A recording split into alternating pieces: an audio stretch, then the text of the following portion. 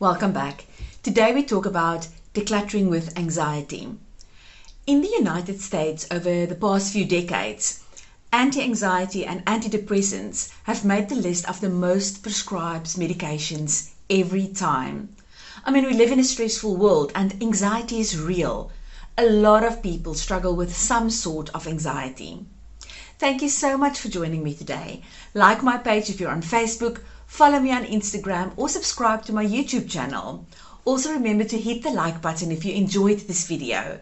So the big question is, how do women like us, who are wearing so many different hats each day and who don't cheat by looking like we have everything under control, take back our homes and life, free from the chains of clutter?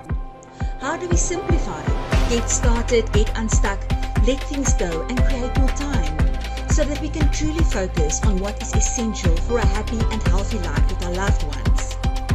That is the question, and this show will give you the answers. My name is Lizelle Tenton, and welcome to the Vanilla Essence Show.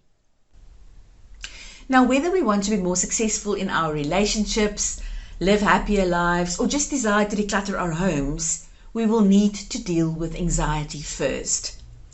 A lot of people experience anxiety because they feel like they don't have control over their circumstances. But we should not underestimate the amount of control that we have over our situations.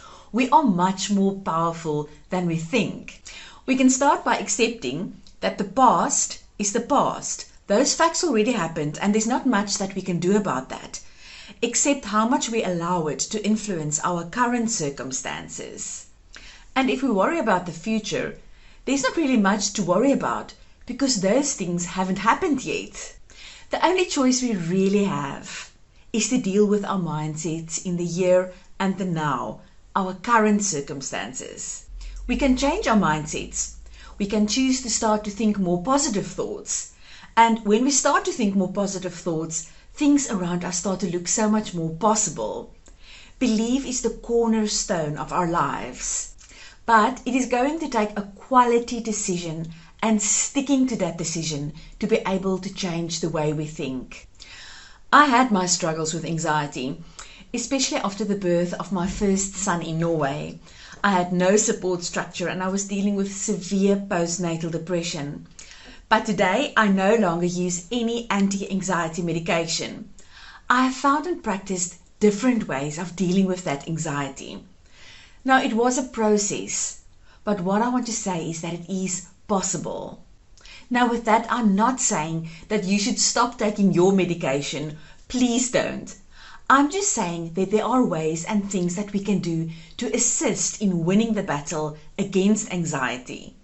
A good place to start to do that is to make a list of all the things that cause you anxiety. Do you even know what it is? Or do you just feel anxious all the time? It is only when we know what is making us anxious that we can actually do something about it.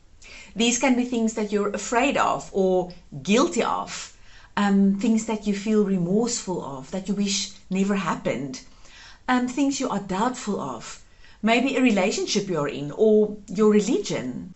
Write them all down and be honest with yourself. There is no right or wrong answer here. You are doing this for yourself. Then ask yourself which one, two, or three of those things are directly related to decluttering. For example, do you get anxious because you're afraid that you might fail? Or do you get anxious because you don't know what to do with all the stuff that you want to throw out? Or do you get anxious because you just feel like you never have any time to declutter? You can actually do something about all of those things. Let me show you. If you're afraid that you might fail, make sure to have a foolproof plan.